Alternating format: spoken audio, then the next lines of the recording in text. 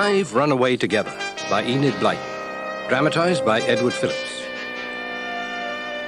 It was a beautiful sunny summer day, and the little station was crowded with visitors disembarking from the London train.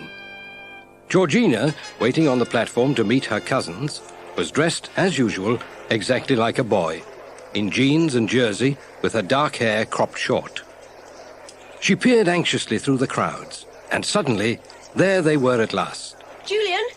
Hey, Julian! Over here! There she is! Hello, George. Here you are at last. I've been waiting simply ages. We thought the train would never get here. Here's Anne and Dick with the luggage. Hello, George. My word, you're looking brown. It's been lovely weather. I've been on the beach most of the time. Pity you've missed the first 3 weeks of the holiday. Never mind. We're going to have a lovely time. Where's Timmy? Looking after the pony trap. Uh-oh, he's seen you. Here he comes. Calm down, Timmy. All right, Timmy, we're all glad to see you, but there's no need to slobber all over us. Let's get your kit bags into the pony trap. How's your mother? She's lying down. She's sorry she couldn't come to meet you. She's not feeling too well. I think it must be the heat. And how's Uncle Quinton? Father's all right. Only he's worried about Mother. He doesn't seem to notice her much when she's well and cheerful, but he gets awfully upset if she's ill. So be careful of him at the moment. You know what he's like when he's worried. Right. Is everything in? Hold tight, then. Walk on. I'm longing to see Kirrin Cottage again. I'm so glad our parents let us come up again this summer. George, you are lucky to live up here overlooking the beach. Doesn't the sea look lovely? Beautiful. And there's dear old Kirrin Island. Have you been across yet, George? No. My boat's been in for painting. It's ready now, though, and I thought we might go over tomorrow. In fact, I was thinking it would be marvellous if we go and stay there for a whole week by ourselves. I'm sure Mother would let us. A whole week on the island. Sounds too good to be true. Do you remember the fun we had in the ruined castle last year? Yes, when we found that old map and looked for hidden treasure in the dungeons. And couldn't find it. And the time that old wreck was washed up on the rocks. Yes, and do you remember I said I would divide the island into 4 and we'd all share it? It belongs to Mother, really, but she said she'd give it to me. And I meant it, you know. I think of it as our island, not just mine. What about Timmy? Oughtn't he to have a share as well? Can't we make it 5 bits? One for him too. Well, he could share my bit. How's the wreck? It must be just about battered to pieces by now. I don't know. It's on the rocks on the other side of the island, remember, so you can't see it from here. But we can have a look at it when we go over. I don't think it'll last another winter anyway. Hey, what's that over there on the island? Golly, it's a column of smoke. It must be day trippers. Day trippers on my island. Our island, George. Our island, I mean. If anyone's gone over to our island, I shall be very cross indeed. It might not be day trippers. It might be coming from a ship out of sight behind the island. Yes, that could be it. Well, I just hope it's not day trippers, that's all. George, I wonder if the rabbits over there are just as tame as ever. It's no good you're thinking about rabbits, Timmy. You know I don't allow you to chase them. Well, here we are. Let's get the bags down. I say, who's that woman at the gate? She looks awfully bad-tempered. The new cook. Joanna's had to go and look after her mother for a while. This one's called Mrs. Stick. She looks a real old stick. Yes, I'm afraid she's not very nice. She has her son Edgar with her. He's a real little horror. And she has a dreadful dog, all sort of mangy and moth-eaten. It's kept in the kitchen and Timmy isn't allowed near it. Good thing, too, because I'm sure he'd eat it. Let's take your things inside. Mother's lying down upstairs and Father's gone out for a walk. Mrs. Stick, do you think you could make us some tea? I don't know about that. I've got things to do. I didn't bargain for 3 more children traipsing along. Father did tell you they were coming, Mrs. Stick. Well, I don't know. I'll see what I can do. But don't expect too much. There's never a minute's peace in this place. It's all go, morning, noon and night. Yes, I see what you mean, George. Come back, Joanna, all is forgiven. Yes, and this is one of Mrs. Stick's good days. Georgie, porgy, pudding and pie. Georgie, porgy, pudding and pie. That's Edgar.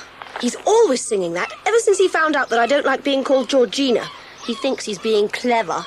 I wonder you put up with him, George. Well, I feel frightfully fierce down inside me when I hear him singing silly songs at me like that and calling out names. But you see, Mother really hasn't been well, and I know if I go for Edgar, Mrs. Stick will leave, and poor old Mother would have to do all the work, and she really isn't fit at present. So I just hold myself in. Georgie, Porgy, pudding and pie. Georgie, Porgy, pudding and pie. Oh, get him off me! Hell, Timmy certainly doesn't hold himself in. No, he doesn't like the Sticks any more than I do. Or Stinker either. Stinker? Mrs. Stick's dog. His name's Tinker, but Stinker's a better name for him, because he really does smell awful. I say, George, look over there on the island. The smoke's vanished. So it has, Anne. There's no sign of the ship, though. We ought to be able to see it by now, coming out from behind the island. If it was a ship. Come on, then. Let's see what Mrs. Stick's been kind enough to provide for our tea. After tea, such as it was, the children took a stroll along the beach. Although the sun was setting, the air was warm and pleasant, and they returned in high spirits, looking forward to supper and a game of cards before bed. They went into the sitting room, and to their great surprise, who should they see but Edgar, lounging on the sofa with his feet up, calmly reading one of Julian's books. Edgar, take your feet off the sofa at once. What are you doing in here? And who told you could borrow my book? I'm not doing any harm. If I won't have a quiet read, why shouldn't I? You wait till my father comes in and finds you lolling about here. My goodness, if you'd gone into his study, you'd have been sorry. I have been in there. I've been playing with those funny instruments of his. How dare you? Even we're not allowed to go into my father's study. As for touching his scientific instruments... I think we'd better get your father to deal with this as soon as he comes in, George. He's been in and gone out again. What do you mean? What's happened? Find out for yourself. Oh, keep that dog off me. Keep him off. It's all right, Timmy. We'll handle this. Now then, Edgar, are you going to tell us what's happened? There's nothing much to tell. Your father came home and your mother was suddenly taken very ill with a terrible pain. And they got the doctor and your father went with her. To the hospital, I suppose. Poor Mother. If only we hadn't gone out. Oh, dear, how can we find out what's happened? There's a note over on the mantelpiece. All right, now off you go, and don't let us catch you in here again. What does the note say, George? Dear Georgina, your mother has been taken very ill. I'm going with her to the hospital. I shall not leave her until she's getting better. I'll telephone you at 9 o'clock tomorrow morning to tell you how she is. Mrs. Stick will look after you all. Try to manage until I come back. Your loving father. Oh, dear. I can't bear Mother going off like this. She might never come back. Don't be silly, George. Of course she will. Cheer up.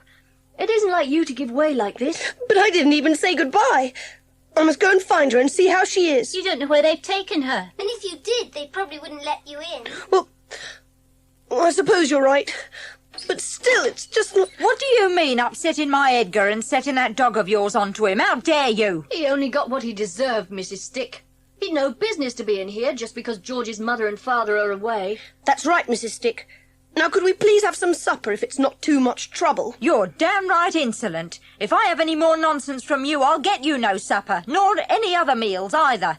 And don't you go setting that great brute of yours onto my Edgar again, or I'll poison him. You see if I don't. If you don't get us any meals, we'll get them ourselves. And don't make any more threats about poisoning Timmy, or we'll call the police.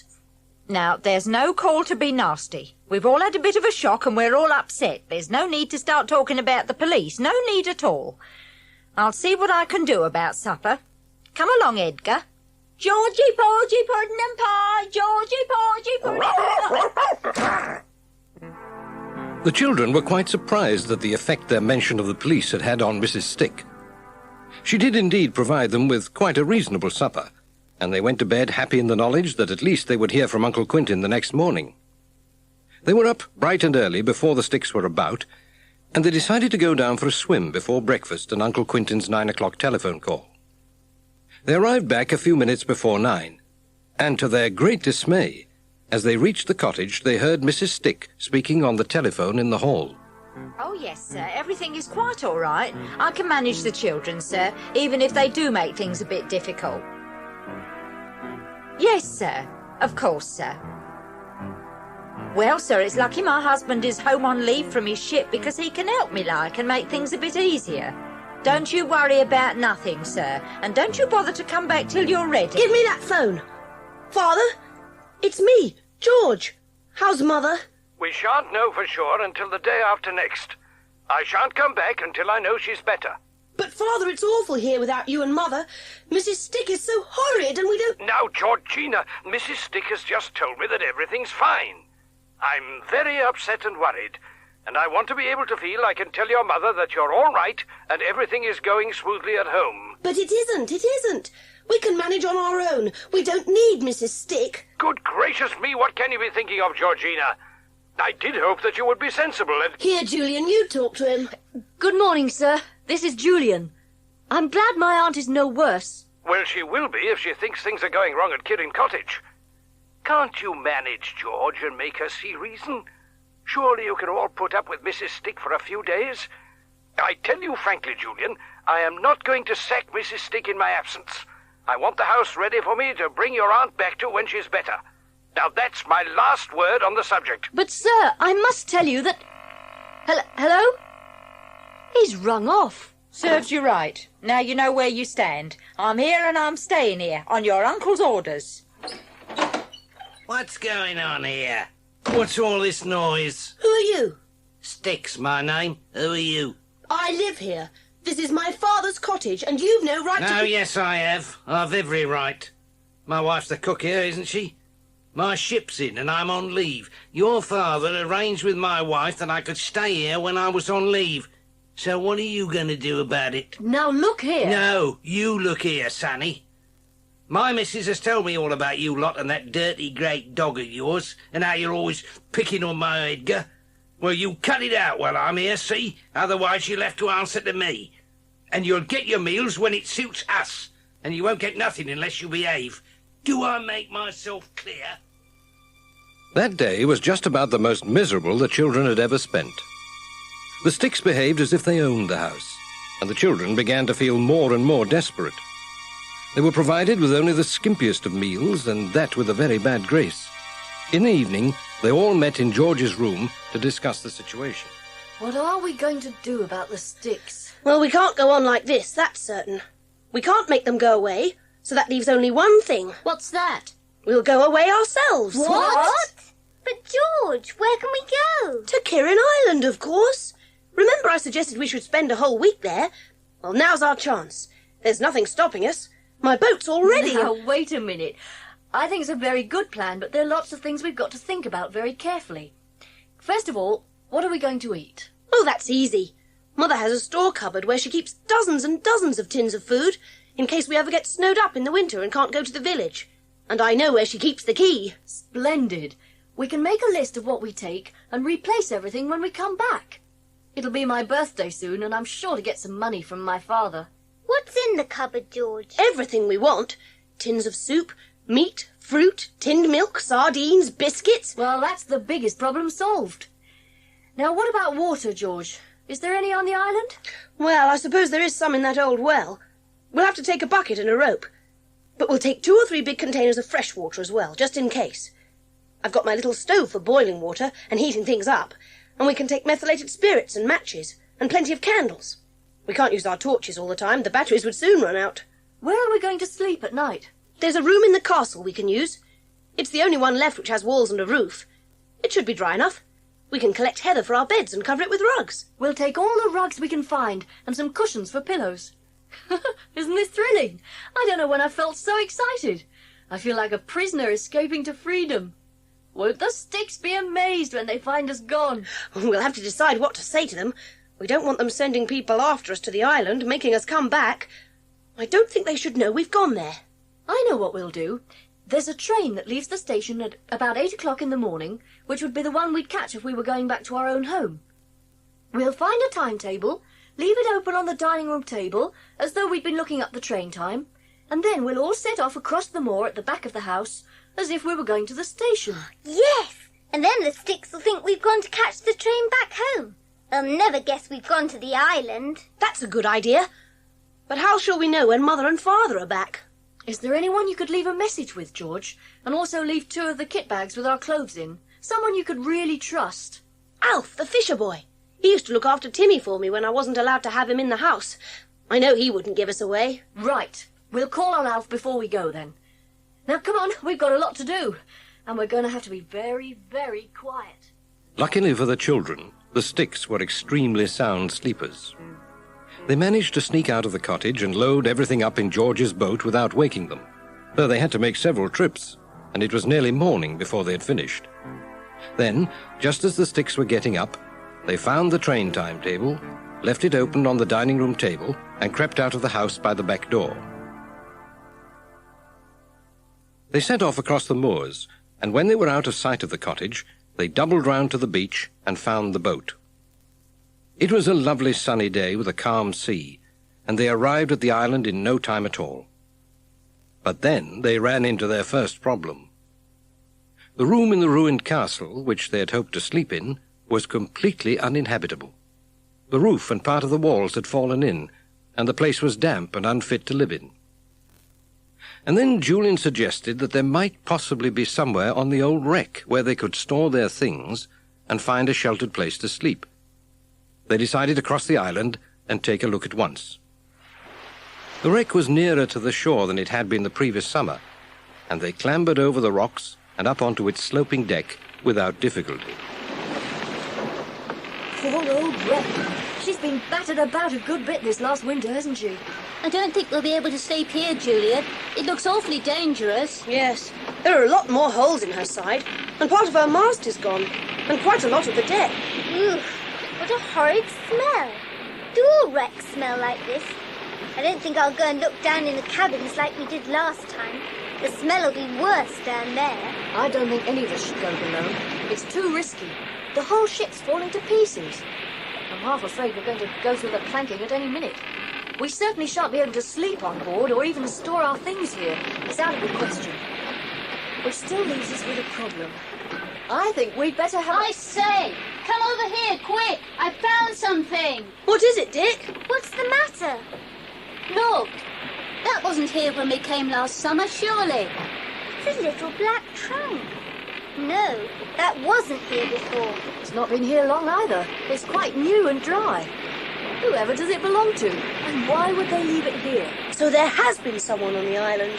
Do you think it could be smugglers? It might be. This would be a very good place for smugglers. Ships that knew the way could put in, cast off a boat with smuggled goods, leave them here and go on their way, knowing that people from the mainland could come and collect them at their leisure. Do you think there are smuggled goods inside the trunk, Julian? Diamonds and silks and things like that? I don't know, Anne. Let's see if we can open it and find out. Well, there doesn't seem to be a lock. It's just tied with a piece of rope. If I can just undo... There! That's got it. Why, it's clothes. Look, a little girl's clothes. 2 blue jerseys. And a blue skirt. Look at these vests. And a warm coat. And here's a blanket embroidered with white rabbits. And dolls and a teddy bear. Golly, what are all these for? Why should anyone bring a trunk full of clothes to Kirrin Island? We'd better put them all back and tie the trunk up again. We don't want the smugglers to know that we've discovered their little game, whatever it is. No, we want to try and catch them. Julian, do you really think we could? Why not? No one knows we're here. If we hide whenever we see a ship approaching the island, we might see a boat coming to the wreck, and we could watch and find out what's happening. I wonder who comes and collects the goods. This is going to be awfully exciting. We always seem to have adventures when we come to Kirrin. I think we ought to be getting back. We don't want to get caught by the tide and have to stay here for hours and hours. And we've still got to find a place to sleep. Hang on a minute. What's up? Isn't that a cave? Over there, just beyond that big rock? If it is, it would be a simply splendid place to store our things in, and even to sleep in, if it was out of reach of the sea. There aren't any caves on Kirrin, as far as I know. Wait a minute. I think you're right. It is a cave. I've never explored this part of the island, and it couldn't be seen from the land. If it is a cave, we might be in luck. Let's go and see.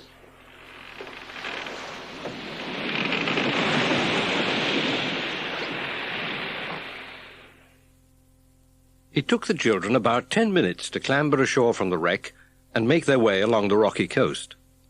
They climbed up the gentle slope of the cliff, and there, Opening out before them in the cliff face, just as Dick had said, they found... a cave. A beautiful cave of our very own. Well done, Dick. Look at the floor. It's all fine white sand and soft as powder, and perfectly dry. The cave must be above the high water mark. And look at this stone ledge round the side. Exactly like a shelf made for us. We can put all our things on it. How lovely. And look, we've even got a skylight in the roof. A skylight? Oh, yes, it's a hole in the roof. It must come out on the cliff top above. I say, we could lower all our things down on a rope, if we can find that hole again. And it would save us from clambering over the rocks to the seaward entrance every time. This is going to be even more exciting than we thought. We can make ourselves really comfortable in here. Well, come on, let's get back to our boat and start bringing the things over. It'll be dark soon and we want to get settled in before the sun goes down.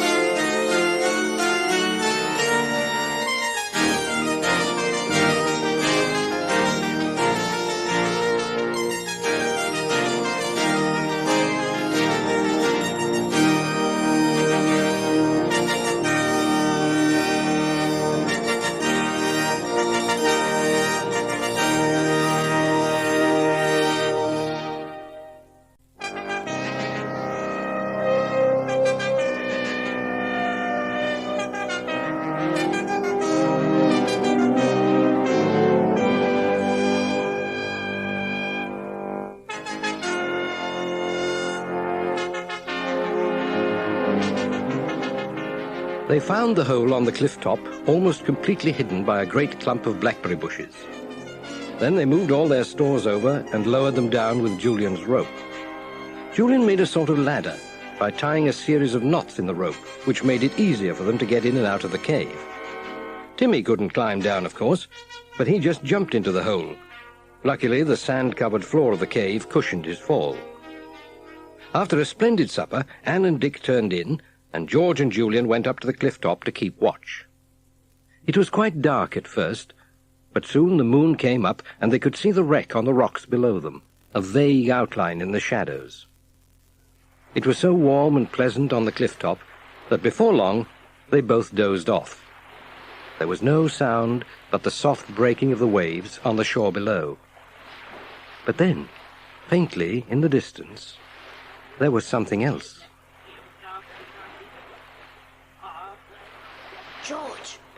George, wake up. Huh? What is it? Shh, listen. I think I can hear voices. They're coming from down there, on the old wreck. Look, there's a light. There's someone on the wreck and they've got a lantern. Smugglers. It must be. I wonder if they've come to collect that trunk. Can you make them out? No, the moon's going behind the clouds. Look, the light's going lower. Whoever it is must be climbing down to a boat beside the wreck. They wouldn't need a boat to get ashore. No, but perhaps whoever it is has come from a ship out to sea somewhere. If only if it was a bit lighter. Julian, there are 2 lights, and one of them's going out to sea.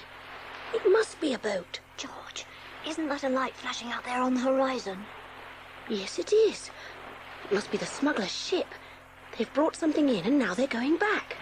The other light's coming ashore, so there must be 2 lots of smugglers. Ah, here comes the moon again. That's better. There they are. There are 3 of them. They've got the trunk with them. Yes, and one of them's carrying some sort of bundle over his shoulder. Can you make out their faces? Not from this distance. There's a tall one, and a shorter one, and the third one's quite small. Perhaps he's a midget. Yes, or a child. They're heading off towards the castle. I wonder how long they've been on the island. And I wonder if they've spotted our boat. What's in that bundle, do you think? I wouldn't be surprised if... What on earth was that? It came from down there. It sounded like someone screaming in fright. A girl. The bundle. George, you don't suppose... I don't know. But there's no way of finding out tonight. Let's go down and tell the others, and then first thing tomorrow, we'll go over to the castle and scout around. There's something strange going on, Julian. Something very strange and very unpleasant. The next morning, after an early breakfast, they made their way cautiously over to the ruined castle, praying that Timmy wouldn't bark and reveal their presence to anyone lurking in the ruins. They lay flat on their faces on a piece of high ground overlooking the courtyard and waited. Half an hour passed with no sign of any movement below.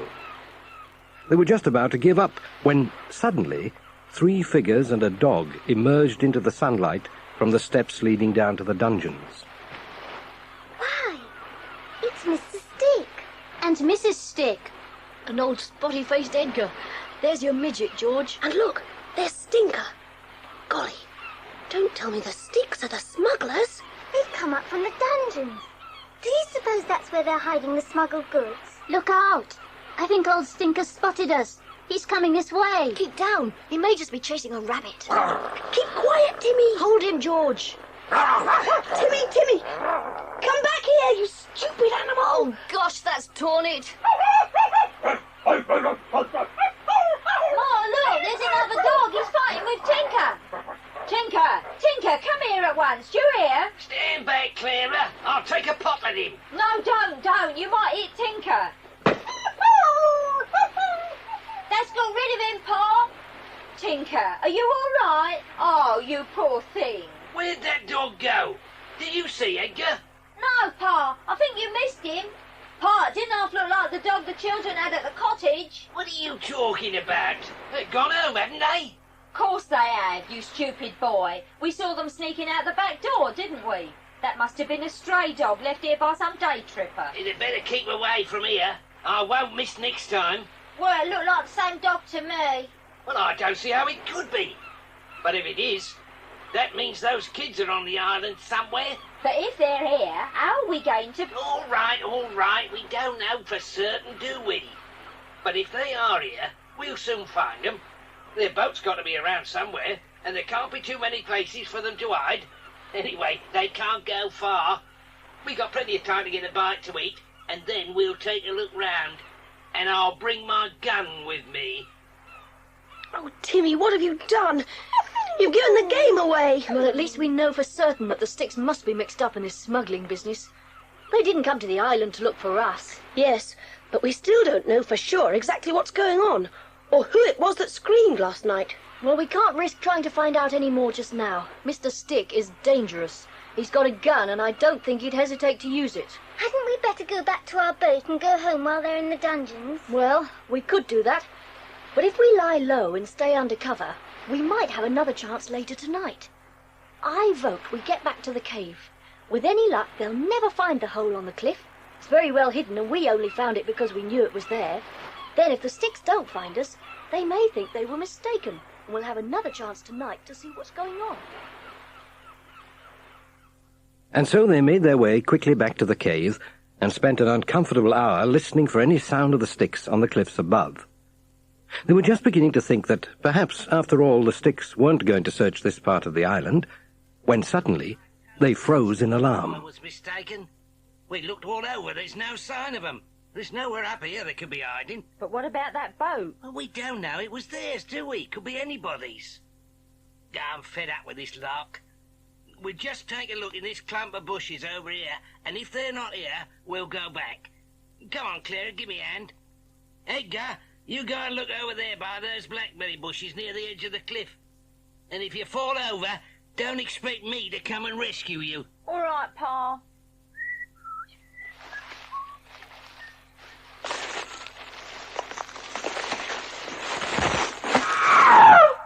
Get him! Let me go! Now then, Edgar, if you make any attempt to call out, I'll tell Timmy he can have a bite of any part of you he likes. Understand? Yes, keep him off me. Right. Now then, let's all keep absolutely quiet. Edgar! Edgar! Drat that boy, where has he got to? Edgar, where are you? He must have wandered off back to the castle. I'll give him a box on the ears when I get hold of him. Come on, Clara, there's nothing up here. Let's get back down. Phew, they've gone. Thank goodness for that. What you doing on the island? We thought you'd gone home. It's our island. We've every right to be on it if we want to, But you have no right at all. What are your father and mother doing here? Dunno. Now look here, Edgar. You'd better tell us all you know. You're in league with the smugglers, aren't you? Smugglers? I don't know what you're talking about. Don't you? Then what are you doing here? I'll tell you, I don't know. Pa and Ma never tell me nothing. All I know is they had to collect the little girl in the trunk and take 'em down to the dungeon. What little girl? The one that was brought over from the ship. The Roma, Pa called it. So that's it. The Sticks aren't smugglers at all. They're kidnappers. Some poor little rich girl has been stolen away and brought to the wreck from this ship called the Roma and handed over to those horrible Sticks. So that was the scream we heard last night? Yes. They're probably going to keep her prisoner until the ransom's paid. But what about the trunk? That must have been her clothes and things, in case they have to keep her here some time. Julian, we've got to rescue her. You're right, George. The thing is, how? And what are we going to do with old Spotty Face here? Don't call me Spotty Face. You've got no right to keep me here like this. Oh, yes, we have. You're trespassing, and you're our prisoner. If we let you go back to your parents, you'll tell them where we are, and we don't want them to know we're here just yet. We're going to spoil their pretty plans for them. Well, I won't stay here, and that's flat. Oh, yes, you will. You'll jolly well stay here until we decide to let you go. You've got no And right. let me warn you, Spotty Face, that if you try to escape, Timmy will have a few words to say to you. Won't you, Timmy? So far, so good. But there still remained the problem of how they were going to rescue the little girl. And here they had a stroke of luck. About 1 o'clock, Julian went over to the castle on his own to see if he could find out what was happening over there, and returned with some very good news. Listen, everybody. The Sticks have gone off in their boat back to the mainland. They're worried stiff. They looked all over for Edgar, and they think someone's taken him off the island, so they've gone back to see if they can find out what's happened. Now, this is our chance. What I propose is this. We'll go down into the dungeons now and rescue the little girl. Then we'll bring her here to our cave. We'll give her something to eat, then we'll take her off in our boat, go to the police, find out where her parents are, and telephone them to say she's safe. What do we do with Edgar? I know. We'll put Edgar into the dungeons instead of the little girl. Think how astonished the Sticks will be to find the little girl gone and their dear old Spotty Face shut up in her place. Ooh, that's a good idea. You can't do that. Can't we? Don't worry, Edgar. You'll be nice and cosy down there until your parents come back. That is, if they do come back. What's a good idea?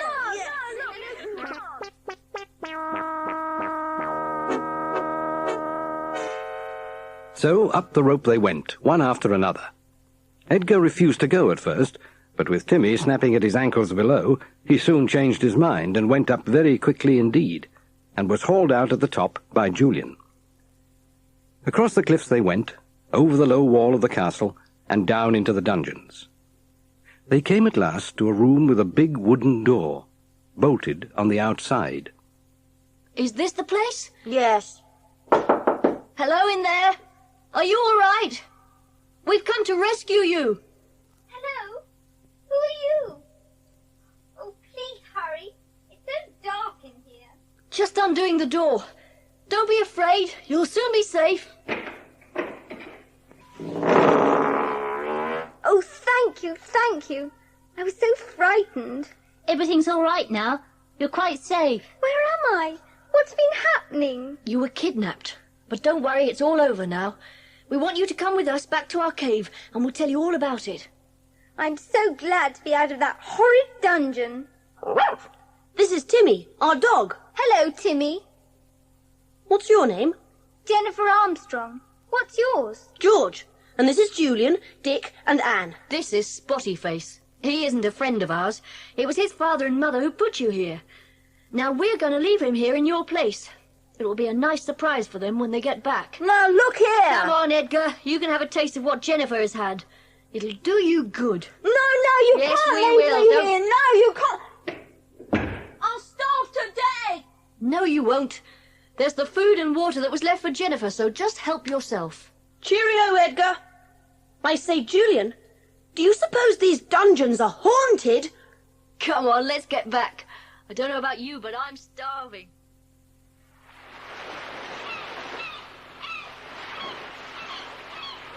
How did you come to be kidnapped, Jennifer? Well, I was playing in the garden with my nanny when she had to go indoors to fetch something. While she was away, a man climbed over the wall, threw a shawl over my head and took me away. We live by the sea, you know, and when I heard the sound of the waves splashing on the shore, I knew I was being put into a boat. I was taken into a big ship and locked down in a cabin for 2 days. Then I suppose I was brought here last night. I was so frightened that I screamed. We heard you. We had thought there was smuggling going on. We didn't realise it was a case of kidnapping. I suppose we should have guessed when we found that trunk with your clothes and things. I don't know how the man got those. I think perhaps one of our maids helped him. There was one. I didn't like her at all. She was called Sarah Stick. Sarah Stick? The people who brought you here are called Stick. Sarah must be some relation of theirs. But I wonder who the Sticks are working for. The man who owns the ship, I suppose. The one Edgar called the Roma. Anyway, after we've had something to eat, we'll take our boat and go back to the mainland. Then we'll go straight to the police station. I expect the newspapers are full of your disappearance. I hope the Sticks don't just vanish into thin air as soon as they hear that Jennifer's been found. Yes, we must warn the police of that. Better not spread the news abroad till the Sticks are caught. I wonder what they're doing at this moment. After a quick meal of tinned sardines and pineapples, they went down to the boat and headed for the mainland. As they were pulling the boat up on the beach, Alf the fisher boy appeared and told them that their uncle, George's father, had returned home. He'd become worried when nobody answered the telephone and had come down that morning to find the cottage empty. He'd gone straight round to the police station and was there now. They lost no time in making for the police station themselves, and as soon as they pushed open the door and went inside, the first person they saw was Uncle Quentin himself. Georgina, where on earth have you been? How dare you go away and leave the house empty? And what's happened to the Sticks? I've been worried out of my mind. It's all right, Father. Really. We've been fine. How's Mother? Better, much better. Thank goodness I can go back and tell her you're safe. She kept asking me about you all, and I had to keep saying you were all right, so as not to worry her. But I hadn't any idea what was happening to you or where you'd gone. I am very displeased with you, Georgina. Where have you been? We've been on Kirrin Island, Father. And this is Jennifer Armstrong. Hello. Well, bless my soul. The whole country's looking for this little girl, and she walks in here as cool as a cucumber. What are you talking about, Inspector? I haven't seen a newspaper for several days. Oh, this is Jenny Armstrong, the little girl who was kidnapped. She's the daughter of Harry Armstrong, the millionaire, and the kidnappers have demanded a ransom of £100,000. My word, we've been combing the country for her, and here she is as merry as you please. Yes, but I don't understand. George, what is all this about? And what's happened to the Sticks? The Sticks are mixed up in the kidnapping, Father. They were holding Jennifer prisoner on the island. Good gracious. And how did they carry out the actual kidnapping? Oh, they didn't. That was somebody else. The kidnappers brought Jennifer to the island in a ship called the Roma. Did they indeed? We know all about the Roma. We've had our eye on her for some time. She's owned by somebody we're very, very suspicious of. We think is dabbling in a whole lot of very shady deals. Oh, this is very good news indeed. The thing is, where are the Sticks, and how can we catch them now you've got Miss Jennifer out of their clutches? I'll probably deny everything. They won't be able to, sir. And I think I know how we could catch them. You see, we've left their nasty son Edgar locked in the same dungeon where they put Jenny. If one of us could pass the word to the Sticks that that is where Edgar is, they'd go back to the island, and you could catch them there red-handed. It wouldn't be much good their denying then that they don't know anything about the island and had never been there. Oh, that would certainly make things a lot easier. Provided the Sticks haven't already left the village, you should run into them sooner or later, especially if they don't know they've been found out. And we'll keep that quiet for the moment. We'll have to tell Miss Jennifer's parents, of course, but we'll let them in on our little plan. Now, you're the eldest. What's your name? Julian, sir. Right, Master Julian. You keep an eye out for the Sticks, and when you see them, you tip them the wink about their son being locked up on the island. We'll keep a watch on the beach and follow them when they go across. That should do the trick. Well, thank you all very much. You've been a great help. Everything went exactly according to plan. Julian did meet Mr. Stick later that very afternoon, and when he told him where Edgar was, Mr. Stick went very red in the face indeed. He slunk off without a word, and Julian went at once to the police station to report the meeting. The inspector decided to leave for the island at once with 3 large policemen, in order to get there ahead of the Sticks and lay a trap for them. With Uncle Quentin's permission, the children went along as well. The whole party went down into the dungeons and hid in the darkness. They didn't have long to wait. If my Edgar's locked in there, I'll have something to say about it. Locking up a poor innocent boy like that. I don't understand it. If he's there, where's the girl? Do you know what I think? I think the boss has double-crossed us to do us out of our share of the ransom money. Yeah, you may be right, Clara. But how did that boy Julian know where Edgar is? And how did those kids get mixed up in this in the first place? I'm going to get to the bottom of this if it's the last thing I do. Here we are. Now, put that lantern down and give me a hand with the door. Edgar? Are you in there, Edgar? Ma, let me out! Quick, I'm scared! Get me out of here! Hang on, son, we're coming. Oh, Ma! Who put you in here, Edgar? You tell your pa and he'll knock their heads off, won't you, Pa? Putting a poor frightened child into a dark dungeon like this, it's a wicked thing to do. You're right, Clara Stick. To shut up a poor frightened child in that dungeon is a wicked thing to do. And that's what you did, isn't it? You put Jenny Armstrong in there. She's only a little girl. This boy of yours knew he wasn't coming to any harm, but that little girl was scared to death. We've been double-crossed. It's a trap. There's the girl and all those other kids, too. What is all this? I don't understand what's happening. You'll have plenty of time to work it all out, Mr. Stick. About 5 years, I should think. Goodbye, Mr. Stick. Goodbye, Mrs. Stick. Goodbye, Spotty Face. We won't be coming back with you, Inspector. Father said we could finish our holiday here on the island, so we're staying. Oh, I see. All right, miss. We'll be getting along then. Thanks for all your help. Enjoy your holiday. We will. And so they did. 4 children and a dog, happy and carefree, alone on an island they loved. It turned out to be one of the most enjoyable weeks they'd ever spent. And I think they deserved it. Don't you?